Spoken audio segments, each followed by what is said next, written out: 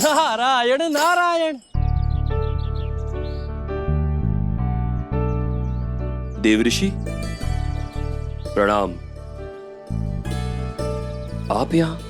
हाँ, जब भी कुछ विचित्र दिखता है तो मुझे आना ही पड़ता है। और यहाँ ये विचित्र है कि आपने स्वयं संकट को मोल लिया है परशुराम जी। सूर्यास्त से पूर्व ऋषि को कुटिया उपहार में देने का वचन देकर अब संकट में पड़ चुके हैं परशुराम जी, क्योंकि ऋषि को ज्ञात था इस भूमि पर ऐसा कोई स्थान नहीं जहां पर जीव जंतु निवास नहीं करते। और यही कारण है कि वो वृक्ष पर सुखपूर्वक निश्चिंत होकर निवास करते हैं। और आपने ऋषि को कुटिया में रहने का निमंत्रण देकर संकट मोल लिया परशुराम जी। कुटिया का प्रबंध तो आपसे हुआ नहीं और समय भी बीता जा रहा है। क्या करेंगे आप? नारायण नारायण।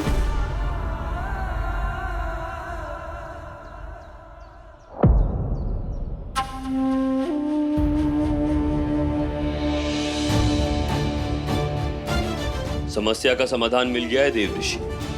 यदि मैं थल पर निवास नहीं बना सकता तो जल पर तो बना सकता हूं। जल पर निवास?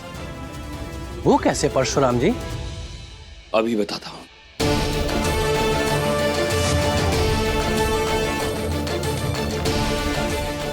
चलिए मेरे साथ।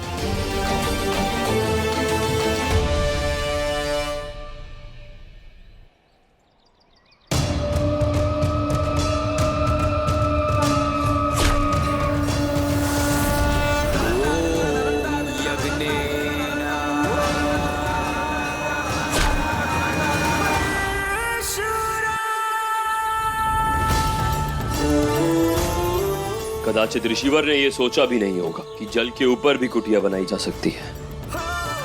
और वैसे भी नदी के जल के ऊपर किसी का क्या ही कार्य हो सकता है। किंतु एक केवट का कार्य अवश्य होता है प्रभु। मछलियों को पकड़ने के लिए एक केवट को जाल जल में ही तो फेंकना पड़ता है। और प्रभु इसी मार्ग से कई नावें यात्रियों को लेकर आती जाती रहती हैं। नारायण नारायण। अब क्या कहेंगे परशुराम जी? ऋषिवर को यह भी ज्ञात था कि जल के ऊपर भी जीव निवास करते हैं। क्षमा करें केवट जी, मैं इसे अभी हटा देता हूं।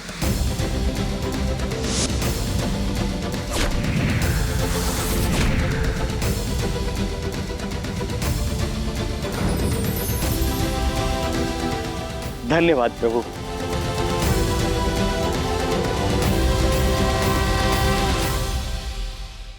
नारायण नारायण। आपकी ये भी युक्ति असफल रही परशुराम जी। अब आप शीघ्र ही कोई ऐसा स्थान ढूंढिए जहां पे कोई सुर असुर मानव नहीं रहता हो।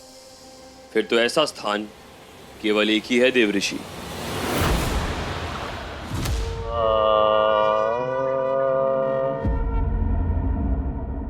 आइए गुरुदेव, आज आप बहुत अच्छे समय पर आए। आज मैं आपको एक नया राग सुनाता हूँ। लंकेश, मैं यहाँ तुम्हारा राग सुनने नहीं आया, अपितु ये बताने आया हूँ कि बाहर तुम्हारी मृत्यु भ्रमण कर रही है और तुम यहाँ आमोद प्रमोद और विलासिता में लगे हुए हो।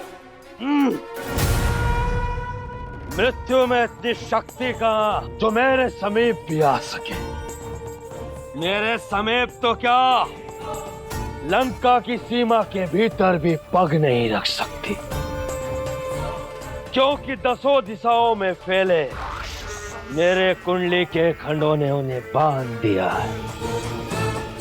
जब तक मेरी कुंडली के 10 खंड किसी को प्राप्त नहीं हो सकते, मुझे कोई नहीं मार सकता है। यही बताने मैं तुम्हें आया हूँ लंकेश कि तुम्हारी कुंडली के 10 खंडों में से 2 खंड कम हो चुके हैं। नहीं, ऐसा कदापि नहीं हो सकता। अवश्य ही आपको किसी ने भ्रमित किया है। लंकेश, इस समस्त ब्रह्मांड में ऐसा कोई नहीं है जो शुक्राचार्य को भ्रमित कर सके। परंतु मैंने जो कहा वही सत्य है। किंतु इस सत्य का प्रमाण क्या है गुरुदेव? क्योंकि प्रमाण देखे बिना मैं कभी किसी पर विश्वास नहीं कर सकता कि कोई मेरी कुंडली के 10 खंडों को प्राप्त भी कर सकता है, चाहे वो देवता ही क्यों ना हो। लंकेश, सत्य को प्रमाण की आवश्यकता नहीं होती, ना ही प्रत्यक्ष को प्रमाण की आवश्यकता होती है, किंतु तुम्हारे नेत्र पर लगे भ्रम के जाल को तोड़ने के लिए मैं तुम्हें अवश्य प्रमाण दूंगा।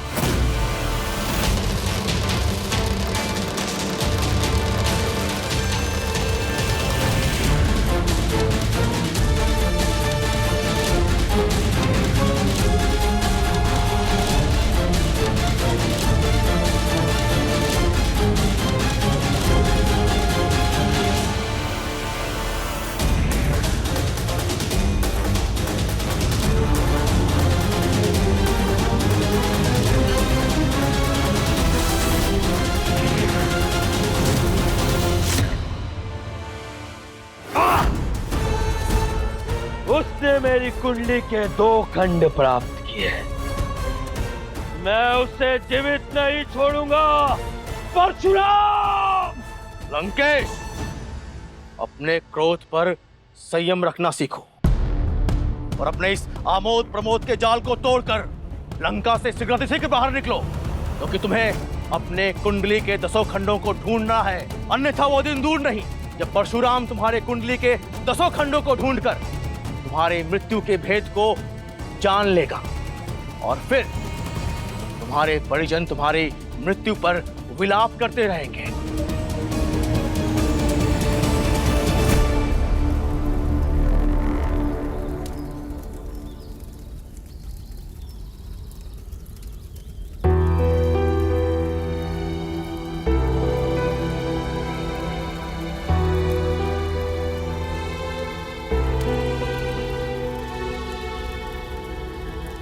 यही एक वो स्थान है जहां जीवन का कोई अंश नहीं, केवल मृत्यु का सत्य है।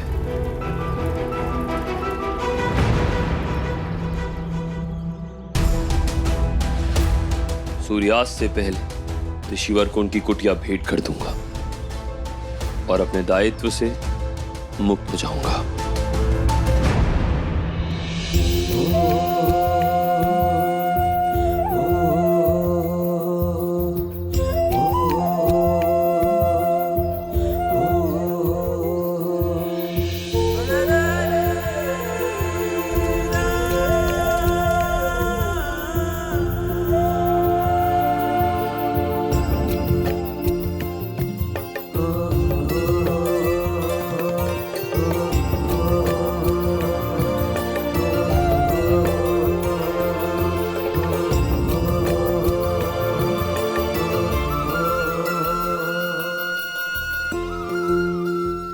पूरी कुटिया तैयार हो गई और कोई जीव भी नहीं आया।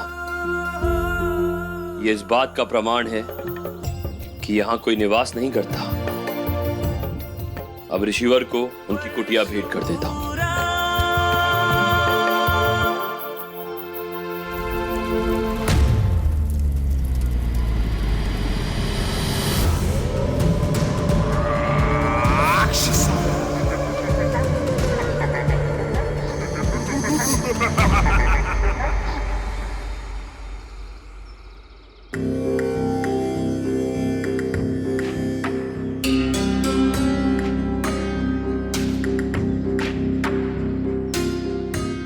चलिए ऋषिवर, आपकी कुटिया तैयार है। एक बार पुनः विचार कर लो युवक, कहीं ऐसा ना हो मुझे इस वृक्ष से नीचे आना पड़े और मुझे कुटिया का आसरा भी प्राप्त ना हो। ऐसा नहीं होगा ऋषिवर, मैंने सब कुछ देख पर रख लिया है। आपका नया आवास तैयार है और मुझे बहुत प्रसन्नता हो रही है कि आपको इस वृक्ष पर रहने का कष्ट नहीं उठाना पड़ेगा। अब तुम इतने विश्वास के साथ कह रहे हो तो उचित है, मैं नीचे आ जाता हूँ। किंतु एक बार पुनः स्मरण कर लो, यदि तुम्हारा कहना असत्य हुआ तो परिणाम तुम्हें ही भोगने पड़ेंगे। तुम इस वन से तब तक बाहर नहीं निकल पाओगे जब तक मुझे कुटिया प्राप्त नहीं हो जाएगी। ना मुझे इस वन में रहना पड़ेगा और ना ही आपको इस वृक्ष पर रहना पड़ेगा। चलिए। तो उचित है, मैं नीचे आ जाता हूँ। चलो फिर दिखाओ, कहाँ है कुटिया? चलिए।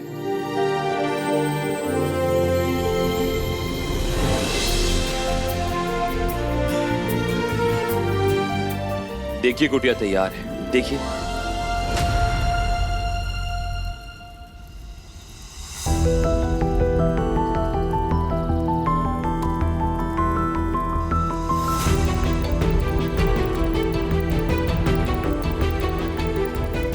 मुझे आज शमशान में क्या तुम जलती चिताएं दिखाने लाए हो? कहाँ है तुम्हारी बनाई हुई कुटिया? कुटिया तो मैंने यही बनाई थी ऋषिवर, किंतु प्रतीत होता है किसी ने उसे उजाड़ दिया। मेरे साथ उपहास कर रहे हो तुम युवक। एक तो मुझे वृक्ष से नीचे उतरवा दिया और अब कुटिया भी नहीं दिखा पा रहे हो तुम। किंतु कोई बात नहीं, आज सूर्यास्त के पश्चात तुम इस वन से आगे भी नहीं जा पाओगे। यह तो स्मरण है ना तुम्हें? अब चलता हूं मैं।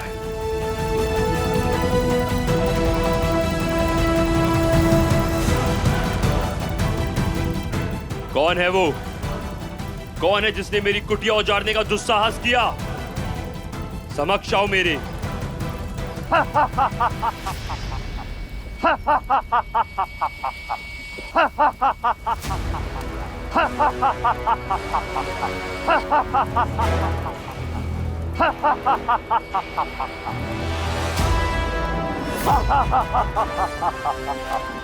मैंने हटाई है तुम्हारी कुटिया, और ना तो मैं कोई जीव हूं, न जंतु, न मनुष्य, न दानव। मैं वो प्रेत हूं जो वर्षों से इस शमशान में रह रहा है। तूने मेरे घर पर कुटिया बनाने का दुस्साहस कैसे किया? दुष्ट प्रेत, तूने बिना सोचे विचारे मेरी बनाई कुटिया हटा दी, किंतु अब दंडित होने के लिए तैयार हो जा, क्योंकि तूने एक ऋषि को कष्ट पहुंचाया है और मुझे अपमानित किया है। और अब मेरे ही कारण तुम इस वन में भटकते रहने वाले हो, क्योंकि अब सूर्यास्त होने ही वाला है। किंतु सूर्यास्त से पूर्व मैं तुझे अवश्य दंडित करूंगा। सर्वशक्ति ब्रह्मकं सर्वशक्ति, तू है शिवम परशुराम।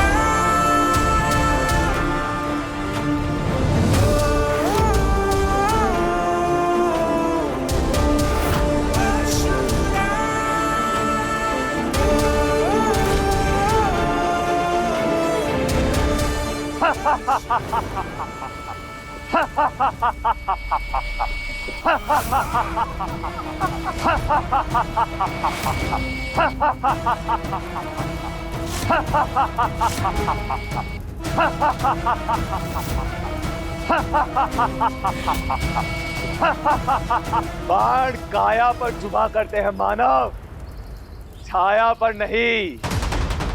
मुझ पर बाण चलाते चलाते तुम्हारे सारे बाण समाप्त हो जाएंगे, किंतु तुम मुझे दंडित नहीं कर पाओगे, क्योंकि मैं एक प्रेत हूं, प्रेत। और सुनो, तुम यहाँ जितनी बार भी कुटिया बनाओगे और उसको बनाने के बाद ऋषि को बुलाने जाओगे, उससे पूर्व भी मैं उस कुटिया को हटा दूंगा। और उस ऋषि का श्राप स्मरण है ना तुम्हें?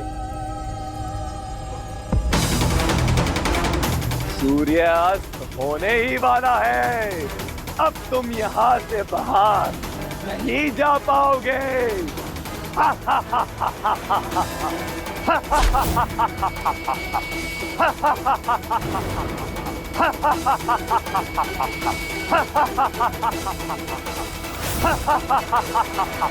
अब तू मेरे प्रेत पाश से बच कर दिखा।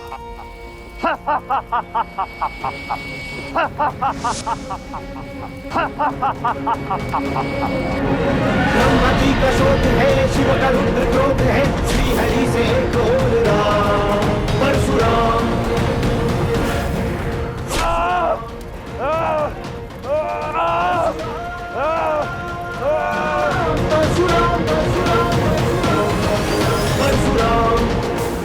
क्या हुआ? अब बंधन मुक्त होकर दिखा। अति पीड़ा हो रही है, क्षमा कर दीजिए देव। मेरी कुटिया उजाड़कर मुझसे ही क्षमा मांग रहा है। अब तो तुझे दंडित करके ही मानूंगा। मुझे इस पांच में बांधकर आपने स्थित कर दिया है। क्या आप कोई साधारण मानव नहीं है, इसलिए हे मानव कृपया और दंड ना दीजिए, क्षमा कर दीजिए देव। कौन हो तुम और ऐसे क्या कुकर्म किए हैं तुमने जो इस प्रेत योनि में भटक रहे हो? मैंने कोई कुकर्म नहीं किया, अपितु अन्याय तो मेरे साथ हुआ है। आप मेरी विचित्र कथा सुनकर अवश्य ही द्रवित हो उठेंगे। कैसी कथा? तो सुनिए प्रभु। प्रेत योनि में पड़ने से पूर्व मैं एक ऋषि के आश्रम में रहकर उनकी सेवा किया करता था।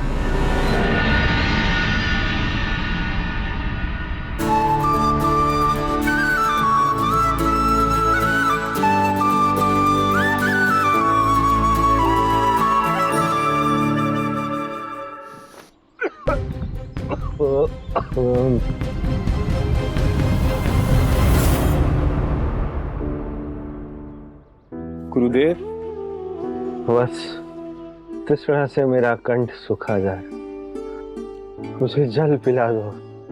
अवश्य गुरुदेव।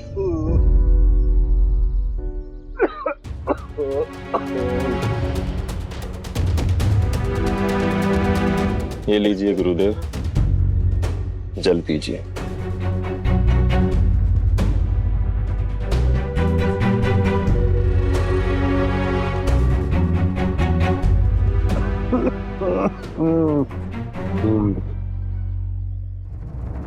ईश्वर तुम्हें सुखी रखे वत्स पुखराज। मेरी काया के रुग्ण होते ही सारे शिष्य ये आश्रम छोड़ के चले गए पुत्र। एक तुम ही हो जो मुझे छोड़ के नहीं गए, सतत मेरी सेवा करते रहे। आपकी सेवा करना तो मेरा धर्म है गुरुदेव। अब ईश्वर से केवल यही प्रार्थना है, आप शीघ्र से शीघ्र स्वस्थ हो जाएं।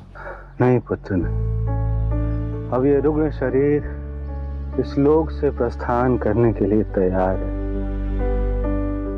इसलिए मैं तुम्हें एक उत्तरदायित्व देना चाहता हूँ। आज्ञा दीजिए गुरुदेव, क्या करना है मुझे?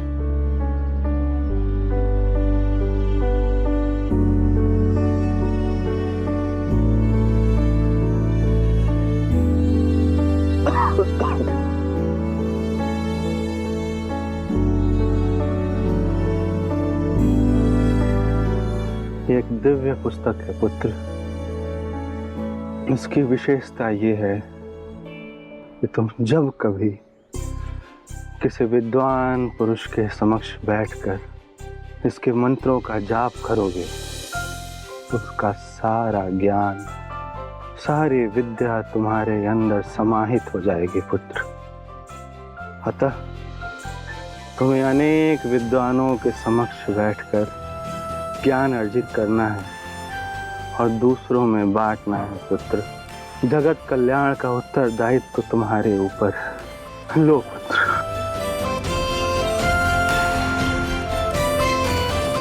कुछ दिनों के पश्चात ही मेरे गुरुदेव के प्राण परलोक गमन कर गए और उनके आशीर्वाद से उस दिव्य पुस्तक के समस्त मंत्र मैंने कंठस्थ कर लिए। इसके पश्चात ज्ञान प्राप्त करने के लिए मैं अनेक महान विद्वानों के पास गया ताकि उनसे प्राप्त हुए ज्ञान का प्रचार प्रसार पूरे संसार में कर सकूं।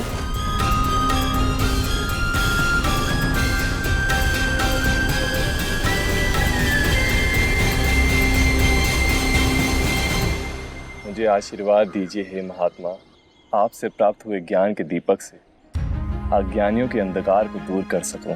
मेरा आशीर्वाद है, तुम्हारी मनोकामना अवश्य पूर्ण होगी। इस प्रकार मैं नगर नगर राज्य राज्य घूमकर जहां भी कोई विद्वान मिलता उनसे उनका ज्ञान प्राप्त करने लगा और उस ज्ञान के प्रसाद को सब में बांटने लगा। ज्ञान के बिना मनुष्य उसी प्रकार अधूरा है जैसे बाती के बिना दीपक, सुगंध के बिना पुष्प और मूर्त के बिना मंदिर। कौन है ये बालक जिसकी वाणी से साक्षात सरस्वती बोल रही है मंत्री जी? इस ज्ञानी बालक का नाम पुखराज है महाराज, जो नगर नगर घूमकर ज्ञान का प्रकाश फैला रहा है।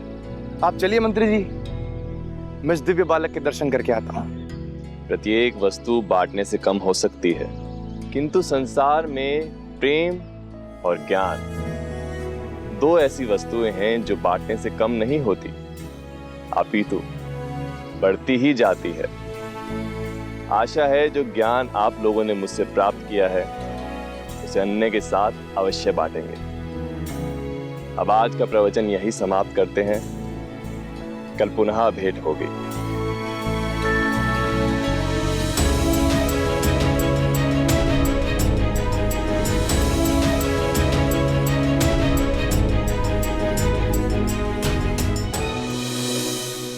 हे दिव्य बालक,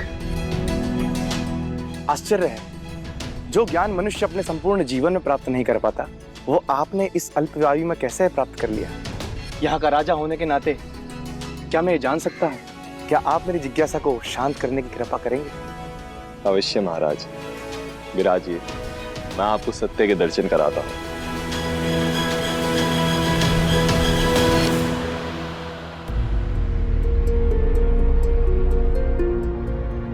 मुझे जो भी ज्ञान प्राप्त हुआ है इस दिव्य पुस्तक के कारण ही हुआ है महाराज।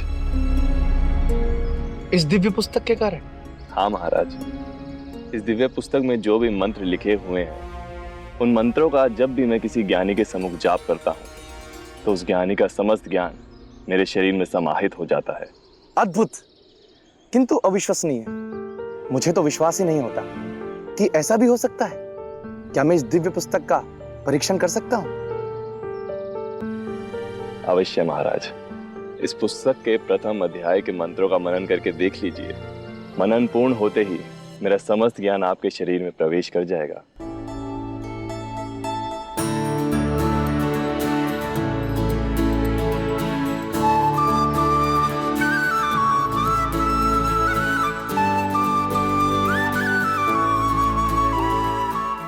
मनन तो हो गया, अब आप मेरी दोनों हथेलियों को पकड़िए।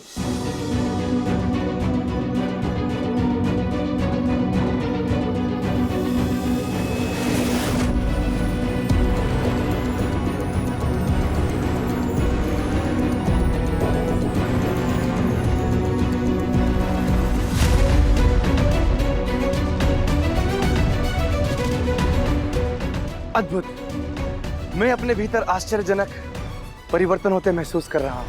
ऐसा आभास हो रहा है मुझे जैसे मेरा मन ज्ञान के उस नए प्रकाश से जगमगा उठा है जहां आज से पूर्व अंधकार ही अंधकार था।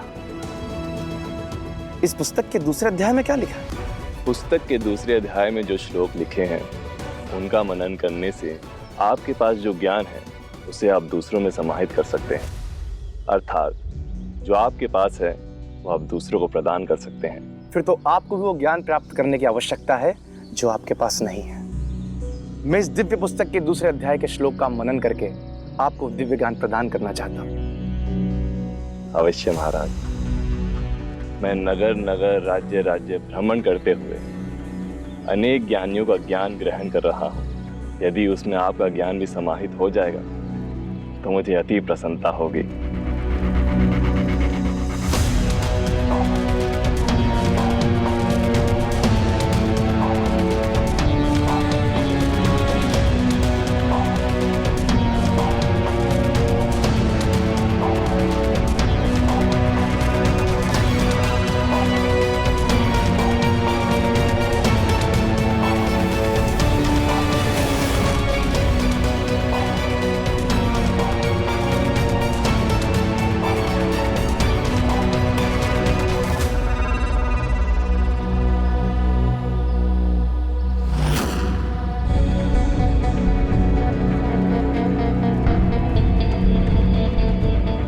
ये कौन सा ज्ञान दे दिया आपने मुझे? ज्ञान नहीं, अभी तो मेरे सारे कुकर्म, अधर्म और पाप का अंधकार तुझे दे दिया है मूर्ख बालक। अब ये दिव्य किताब मेरी हुई और तेरा जीवन समाप्त हुआ।